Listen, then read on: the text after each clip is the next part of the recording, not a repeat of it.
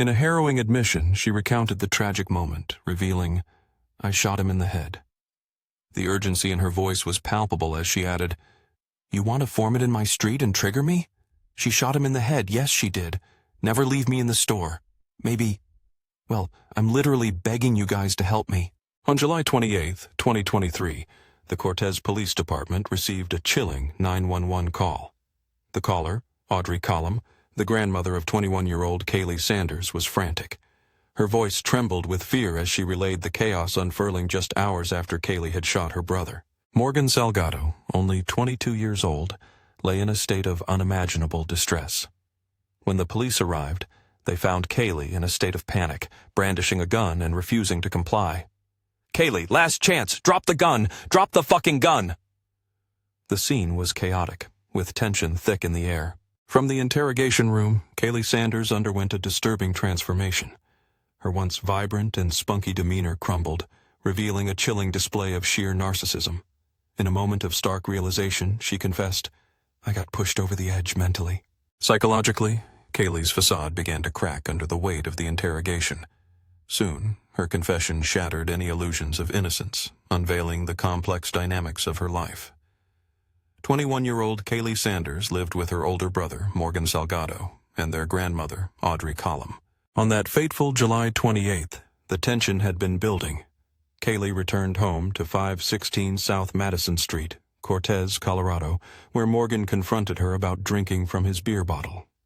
What began as a simple quarrel between siblings quickly spiraled into a heated argument, setting the stage for the tragic events that would unfold. This tragic incident would lead Kaylee to commit the unthinkable. As the call to 911 continued, the dispatcher's calm voice cut through the storm of chaos. "911, what is your emergency?" The response came, frantic and disjointed. This is apartment sleeping. I need an ambulance and police department." "My granddaughter just shot my grandson," Audrey cried, her panic palpable. "What do you mean she shot your grandson?" the dispatcher probed, trying to grasp the gravity of the situation. "I mean, she just shot him." "Okay, where did she shoot him?" the dispatcher pressed. "I don't know where he shot." The confusion in Audrey's voice was clear as she continued to plead for help. "I know that she's in the living room. I just came in from my bedroom." "Okay, are you with your grandson now?" the dispatcher asked. "No, he's in the living room and I'm in my bedroom." The fear in her voice was evident. "Okay, where's your granddaughter?" "She's in the living room too." Audrey's voice trembled as she described the tense situation. "She's in the living room, and over again, she says that Morgan needs to leave her alone. Or, she doesn't feel safe around her brother. I told you, no, we're not. But then I'm the problem." "Who's talking to you?" the dispatcher inquired, trying to piece together the unfolding events. "That's my granddaughter," Audrey replied, desperation creeping into her tone. "What's her name?" the dispatcher pressed. "You know my little brother. My little brother. He was 13. Please hurry." Despite the dispatcher's struggle to grasp the situation, help finally arrived. Kaylee, heavily intoxicated and in a state of distress, was arrested around 3:19 a.m. She was taken in for questioning, the gravity of her actions looming large. "All right." As she sat in the interrogation room, Detective Kobe Everch began the process of unraveling the truth. "I'm gonna shut this, okay? It's all on." He introduced himself and his colleague, Brandon Lewigam, from the Colorado Bureau of Investigation. "All right, so today is July 28th. It is 3:59 in the morning." In a moment of confusion, Kaylee blurted out, "Wait, FBI? No, stay. Sorry, I'm retarded." Her demeanor shifted again, revealing a fragile state of mind. "But you're fine. If you wouldn't mind just saying your full name and date of birth." In a chilling confession, Kaylee Elaine Sanders introduced herself, her voice tinged with an unsettling mix of bravado and vulnerability. Born on June 20th, 2002, she questioned the absence of a fancy tape recorder, her tone reminiscent of a YouTube personality. She insisted on sharing her story, hinting at complexities that lay beneath the surface. Kaylee's words dripped with a cinematic quality as she acknowledged the gravity of the situation. She claimed to understand her rights, yet her insistence on getting through her narrative suggested an urgency masked by her bravado. With the awareness that the room was under constant surveillance, she agreed to speak, a flicker of defiance mingled with trepidation in her gaze. The officers sought clarity about the events that transpired that night, eager to piece together the fragments of her chaotic mind. Kaylee began to weave a narrative, hinting at a deeper truth that had eluded those around her. She seemed to possess an understanding of her circumstances, yet her words were laced with a sense of resignation. The detectives remained patient, aware that this was her opportunity to share her side of the story. Yet Kaylee's demeanor suggested she was not taking the interrogation seriously. Her slurred speech painted a vivid picture of her intoxication, a clear indication of her unstable state. As she veered off course, she offered a glimpse into her fractured psyche, revealing layers of pain and confusion. In her disjointed narrative, she lamented that her cries for help had gone unheard. She recounted attempts to seek assistance, only to find herself and her pleas dismissed. Kaylee's voice carried a haunting weight as she spoke of a world that ignored her suffering. It was a desperate admission, suggesting a profound sense of isolation. She articulated a bitter truth. No one was listening. Her words resonated with a depth of despair, hinting that the nature of her anguish was far more complex than mere teenage angst. The officers pressed further, recognizing patterns in her narrative. Kaylee expressed frustration, claiming that even the concept of help was misunderstood, as if the world had assumed it knew her needs without ever asking. With a sense of resignation, she admitted to her own struggles in practicing what she preached. In her mind, the failure of others to listen had driven her to a breaking point, a realization that she could no longer bear. She hinted at inflicting pain upon herself, an acknowledgement of her troubled past. Yet, amidst the chaos, it became evident that her pain stemmed from a deeper place, one that she hinted at but never fully revealed. Kaylee made a shocking claim, suggesting that her brother, Morgan, had assaulted her. But it remained unclear whether this allegation justified her actions that night, or if her drug use had skewed her perception of reality. She confronted the stigma surrounding her drug abuse, declaring that self-medication was her way of coping with both past and present traumas. Yet she felt it unfair to equate her struggles with mere recklessness. Kaylee's psyche had been pushed to its limits, a tumultuous cycle of destruction and rebuilding that had finally culminated in the events of that night. She painted a picture of a life marked by relentless turmoil. As the officers reassured her that they were there to listen, Kaylee's laughter broke through the tension, a strange juxtaposition that hinted at both humor and despair. She seemed acutely aware of the absurdity of her situation, yet still desperate to share her truth. The audio captured a tense moment. Kaylee Sanders repeatedly fixated on the events of that night, seemingly oblivious to the deeper issues at hand. A detective pressed her, emphasizing that the hours leading up to the incident were not the crux of the problem. He urged her to listen, but frustration hung thick in the air. Kaylee's resistance gave way to a storm of emotions, culminating in a demand for solitude. With a sharp insistence, she declared her desire to return to the holding cell, her voice cutting through the tension. "I'm done talking." The officers, attempting to defuse the situation, assured her that they were available to listen. They clarified her right to remain silent, but her growing impatience was palpable. "Just put me back in the holding cell," she reiterated, revealing her unwillingness to engage further. A detective attempted one last time to clarify the situation. He noted that if she chose to exercise her Fifth Amendment right, they would respect that.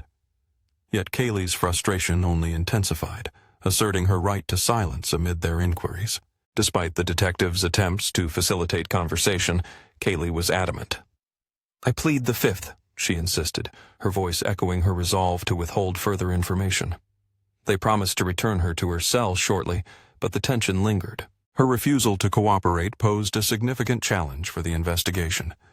Even as she admitted to shooting her brother, her reticence left detectives grappling with unanswered questions. The situation grew murkier with the revelation of another murder, one that had occurred just a day before. Now, the detectives were back to questioning Kaylee, this time with her visibly behind bars, a stark reminder of her predicament. Detective John Hargraves approached her with a measured tone. "How are you doing, Kaylee?" he asked, introducing his colleague, John Zamora, from the Colorado Bureau of Investigation. He emphasized that they weren't there to discuss the prior events, creating a momentary pause in the interrogation. "Do you know Lewis Wall?" Hargraves inquired, probing deeper into her connections. Kaylee's response was evasive, her answer laced with uncertainty, raising more questions than it answered. When pressed for details about her relationship with Lewis, Kaylee described him as a distant friend, Her vague recollection prompted further inquiry about their last encounter, which she placed 3 days prior. The detectives needed clarity. "When's the last time you saw him?" they asked, seeking a timeline. "Wednesday," she finally responded, revealing their last interaction. Yet, her reluctance to elaborate only heightened the detectives' suspicions. "Do you know Tiana Gallegos?" Hargraves pressed on, trying to unravel the web of relationships surrounding the case. Kaylee's response was similarly cautious, noting their distance after years of silence. On July 27, 2023, the day prior to the tragic events, Kaylee had spent time with Lewis, working alongside Tiana in his yard. Tiana later recalled how Lewis had prepared breakfast for them, a seemingly ordinary day that would soon take a dark turn. But everything changed in an instant. A gunshot pierced the air, shattering the tranquility. Rushing inside, Tiana discovered Lewis lying lifeless on the ground. In a moment that would haunt her, Kaylee turned the gun on Tiana, demanding she drive Lewis's truck to Cortez, leaving a chilling imprint on that fateful day. An ordinary morning took a dark turn when the elderly man, having lovingly prepared breakfast, never anticipated the chaos that would unfold. The tranquility shattered as Tiana heard a gunshot echo through the air. Rushing inside, she was met with a horrifying sight. Lewis lay lifeless on the ground.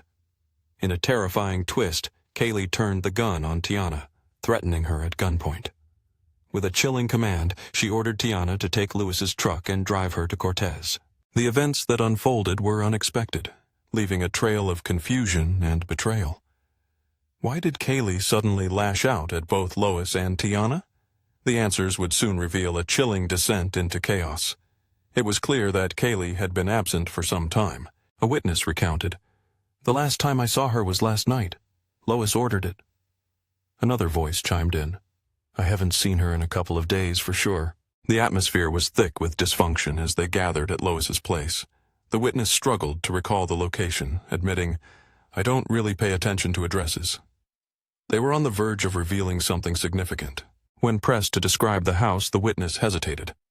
"There's a long driveway," they began, but the noise made it difficult to hear. The investigator continued, "That was on Wednesday. How did you get there? Who dropped you off?"